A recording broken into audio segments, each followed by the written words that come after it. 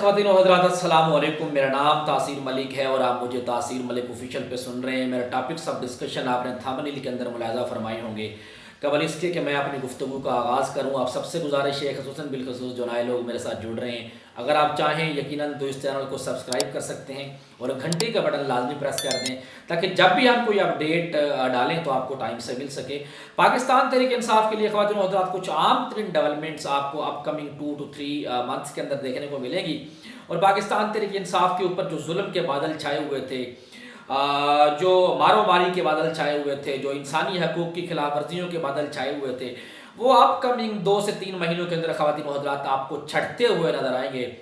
और अदालती मामलात में अदालती महाज पर पाकिस्तान तहरीक इंसाफ को एक साय ऑफ रिलीफ मिलता हुआ यकीनन आपको नज़र आएगा। अगर हम कल की बात करते हैं तो कल में पाकिस्तान तहरीक इंसाफ के लिए एक विन विन एक डे था, एक तरफा मैच था, जिसको कैदी नंबर 804 पाकिस्तान तहरीक इंसाफ के बानी चेयरमैन ने ख़वातीन व हज़रात जेल में बैठकर जीता है। तोशाखाना केस में उनकी सज़ा कलअदम करार पाई है। कन्विक्शन अगरचे बरकरार है लेकिन वो भी ख़त्म हो जाएगी। साइफर का जो मुकदमा है वो आने वाले जो है हो सकता है 1 से 1.5 हफ्ते के अंदर उसका धड़न तख्ता हो जाए। इसके अलावा इद्दत का जो निकाह का केस है, इंतहाई भोंडा किस्म का केस, इंतहाई जिसे कहते हैं आइन और कानून के खिलाफ, इस्लामी रवायात के खिलाफ, हमारी अखलाकी रवायात के खिलाफ जाकर प्रोसिक्यूशन ने ये जो इंतहाई भोंडा किस्म का केस प्रोसीड किया ख़वातीन व हज़रात, इसका वैसे ही धड़न तख्ता हो जाना है। तो आने वाले 2 से 3 महीनों में अदालती महाज पर पाकिस्तान तहरीक इंसाफ को एक बहुत बड़ा रिलीफ आपको देखने को मिलेगा, समझने को मिलेगा। ख़वातीन व हज़रात, इस पूरे रिलीफ को पीडीएम के हरकारे, पीडीएम की लाइक माइंडेड सहाफ़ी, पीडीएम का लाइक माइंडेड मीडिया सेल्स इसको कुछ इस तरीके से पोर्ट्रे करते हुए नजर आएंगे, कुछ इस तरीके से इसकी तस्वीर खुशी करते हुए नजर आएंगे कि आज भी इमरान खान लाडला है, आज भी इमरान खान साहब के लिए जो है वो अदालती एस्टेब्लिशमेंट उनको रिलीफ दे रही है, आज भी एस्टेब्लिशमेंट का लाडला है। ये सारे मामलात आपको देखने को मिलेंगे, लेकिन याद रखिएगा इसमें किसी भी किस्म की कोई डील नहीं है। जी हाँ, ये मैं आपको 100% आपको गारंटी से कह रहा हूं, ये किसी डील का नतीजा नहीं है। ये केसेस इंतहाई जाली केसेस थे, ये केसेस इंतहाई बोगस केसेस थे, सियासी विक्टिम बनाया गया और इमरान खान साहब को for a while, for a time being jail में रखना मतलूब था। वो अमल किसी हद तक पूरा हो गया है, तो अब इन केसेस के पल्ले है कुछ नहीं। तो जाहिर बात है अदालती मामलात में रिलीफ तो मिलेगा, लेकिन याद रखिएगा ये किसी डील का नतीजा नहीं है। ख़वातीन व हज़रात, वक्त सदा एक जैसा नहीं रहता। वक्त की जहाँ पर एक जिसे कहते हैं उसकी एक कमज़ोरी है, वक्त के बारे में एक बात मशहूर है कि वक्त किसी का ग़ुलाम नहीं है, वक्त किसी का इंतज़ार नहीं करता, लेकिन ख़वातीन वक्त बेवफा होता है। लेकिन ख़वातीन व हज़रात, एक बात आपने याद रखनी है, वक्त हमेशा एक जैसा भी नहीं रहता। जुल्म के बादल छट जाते हैं, अंधेरी रात लंबी ज़रूर होती है, अंधेरी रात लंबी लगती भी ज़रूर है, लेकिन अंधेरा छट जाता होता है और यकीनन फिर सुबह 9 भी होती है, एक नई उम्मीद भी पैदा होती है। तो पाकिस्तान तहरीक इंसाफ ने जो जुल्म, जो बर्बरियत, जो जबर और ख़ास तौर पर रियासती जबर और बर्बरियत जो पाकिस्तान तहरीक इंसाफ ने जो सही है, जो बर्दाश्त की है, तो एक बात आपने ज़हन नशीन करनी है ख़वातीन व हज़रात कि एक फैसला है जो हम करते हैं, एक मामला है जो हम बना रहे होते हैं, एक कायदो कानून, एक कायदा हम बनाकर चल रहे होते हैं, लेकिन एक कानून कुदरत भी है, एक अल्लाह का भी फैसला है और यकीनन होता वही है जो अल्लाह की दस्त अल्लाह के हाथ में होता वही है जो अल्लाह बेहतर जानता है। अल्लाह के मामलात में पाकिस्तान, हम जितने भी अपने मंसूबे बनाएं, हम जितने भी अपनी स्ट्रैटेजीज बनाएं, अगर अल्लाह किसी को इज्जत देना चाहे तो आप रोक नहीं सकते, अगर अल्लाह किसी को जिल्लत देना चाहे तो आप उसको जिल्लत से रोक नहीं सकते। तो ये बहुत सारे मामलात पाकिस्तान तहरीक इंसाफ के लिए जहां आसान होते हुए नजर आ रहे हैं, वहां एक तलवार पाकिस्तान तहरीक इंसाफ पर यह भी लटक रही है, जिसका ऑलरेडी आज मैं आपको जिसके बारे में इन्फॉर्म कर देता हूं कि ये जो मुबैना तौर पर एक बारीक बीनी से काजी फायद ईसा साहब ने बड़ा टेक्निकल किस्म का जो बेंच बनाया है पाकिस्तान तहरीक इंसाफ के मुतालबे पर, 300 वकला के मुतालबे पर, सिविल सोसाइटी के मुतालबे पर और ख़ास तौर पर 6 मुअज़्ज़िज़ जज साहबान के मुतालबे पर जो ये एक 7 रुकनी लार्जर बेंच बना है। अगर ख़वातीन व हज़रात इस बेंच को, जिसे कहते हैं कि अगर ये फुल कोर्ट बेंच नहीं बनाया जाता और यही बेंच अगर समाप्त करता है और ये बैंक तमाम तर मामलात हुकूमती फेवर में डाल देता है और जिस हद तक काजी फायद ईसा साहब हो गए, जस्टिस मंसूर अली शाह साहब हो गए, इस पूरे मैटर के ऊपर जो अपना माइंड जो है वो डिस्क्लोज कर चुके हैं, अपना माइंड पहले ही बता चुके हैं। तो अगर ये मामलात जो है इस पीडीएम सरकार के खाते में जाते हैं, उनके फेवर में जाते हैं, और अच्छा इसमें अब टेक्निकली जो ये बेंच ये जो सब कुछ करने के लिए जाएगा उसके बारे में भी थोड़ा सा मैं आपको बता देता हूँ, जो मेरा आइडियाज़ है। मैं गलत भी हो सकता हूँ। यहाँ पर जो है ये फैसला कुछ इस तरीके से आ सकता है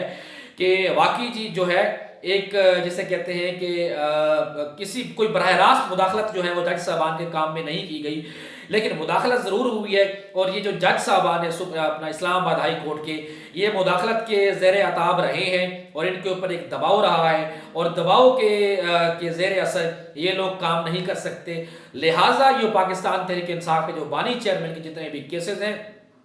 उनसे रिलेटेड जितने भी पॉलिटिकल केसेस हैं, क्यों ना इन जज साहबान को ये पॉलिटिकल केसेस सुनने से रोक दिया जाए, और ये जो तमाम तर पॉलिटिकल केसेस हैं और ख़ास तौर पे इमरान खान साहब के जो बानी चेयरमैन के जो केसेस हैं, उनको जो है for a while and for a time being जो है इस्लामाबाद हाई कोर्ट से शिफ्ट करके जो है वो पाकिस्तान की किसी और हाई कोर्ट में शिफ्ट कर दिया जाए। तो अगर ऐसा हो जाता है तो फिर पाकिस्तान तहरीक इंसाफ के लिए जो है वो जहाँ आसानियाँ नज़र आ रही हैं वहाँ पर मुश्किलात भी नज़र आ रही हैं। तो अल्लाह कहता है इन्ना मल उसरा युसरा, जहाँ आपके लिए मुश्किलात हैं वहाँ आसानियाँ हैं। हर मुश्किल के बाद डेफिनेटली आपके लिए आसानियाँ होती हैं। खैबर पख्तूनख्वा के अंदर ख़वातीन व हज़रात, जो खैबर पख्तूनख्वा की हुकूमत है, वो सेनेट इलेक्शन के मामलात के ऊपर डट गई है। अली अमीन गंडापुर साहब जो है वो डट गए हैं, और ये मामला है सेनेट के आम इंतखाबात का। और इसमें जो है मखसूस नशिस्तों के ऊपर पाकिस्तान तहरीक इंसाफ के जो कौमी इसके सूबाई असम्बली के जो स्पीकर हैं, उनको जो है पेशावर हाई कोर्ट की तरफ से हुक्म जारी किया गया था कि आप मखसूस नशिस्तों को पर जो है अरकान का हलफ लें ताकि कोरम पूरा हो और सेनेट इलेक्शन का जो है वो इंतज़ाम किया जा सके। लेकिन वहाँ पर जो है जो स्पीकर खैबर पख्तूनख्वा असम्बली हैं, उन्होंने जो है मखसूस नशिस्तों के ऊपर हलफ नहीं लिया। अब यहाँ पर मुनाफिकत देखें जो हमारे मीडिया के ऊपर बैठे हुए लोग हैं, पाकिस्तान तहरीक इंसाफ की लीडरशिप को, अली अमीन गंडापुर साहब को जो है वो तनकीद का निशाना बना रहे हैं कि खैबर पख्तूनख्वा की जो गवर्नमेंट है आइन और कानून की वायलेशन कर रही है, आइन और कानून की पासदारी नहीं कर रही है, आइन और कानून को जो है वो जूते की नोक पर रख रही है। पेशावर हाई कोर्ट ने हुक्म दिया है स्पीकर KPK की असम्बली को कि आप जो है वो मखसूस नशिस्तों के ऊपर हलफ लें, जबकि वो जो स्पीकर साहब हैं वो अपनी हुकूमत की मान रहे हैं और बानी PTI की मान रहे हैं और मखसूस नशिस्तों पर हलफ नहीं ले रहे। अब हिपोक्रेसी देखें, मुनाफिकत का ये लेवल देखें। पेशावर हाई कोर्ट के मुअज़्ज़िज़ बेंच ने जो है वो कौमी असम्बली में भी स्पीकर साहब को मना किया था कि आप जो है वो मखसूस नशिस्तों के ऊपर जो है हलफ ना लें जब तक कि जो है मखसूस नशिस्तों का फैसला नहीं आता। अभी मखसूस नशिस्तों के ऊपर फैसला पेंडिंग था, स्टे ऑर्डर के ऊपर मामला चल रहा था, लेकिन अयाज सादिक साहब ने जो है वो पेशावर हाई कोर्ट के फैसले को जो है बरूएकार ना लाते हुए मखसूस नशिस्तों के ऊपर हलफ लिया, और यूं कौमी असम्बली के अंदर PDM की स्ट्रेंथ बढ़ी, और जिसका फायदा पूरा का पूरा पंजाब उसको हुआ, PDM गवर्नमेंट को हुआ। तो यहाँ पर ये तमाम तरह हमारे जितने भी आज मुस्लिम लीग नून के लाइक माइंडेड मीडिया सेल के अंदर लोग बैठे हुए हैं, जो सहाफ़ी बैठे हुए हैं, जो आज जो है तनकीद कर करके ज़मीन व आसमान के कलाबे एक कर रहे हैं, उस वक्त वो खामोश थे। तो अली अमीन गंडापुर साहब ने ये फैसला किया है, चाहे आखिरी हद तक भी जाना पड़े, सेनेट के इंतखाबात में मखसूस नशिस्तों के मामलात पर जो है पाकिस्तान तहरीक इंसाफ KPK की जो गवर्नमेंट है, KPK की जो असम्बली है, KPK के जो स्पीकर साहब हैं, वो आखिरी हद तक जाएंगे। और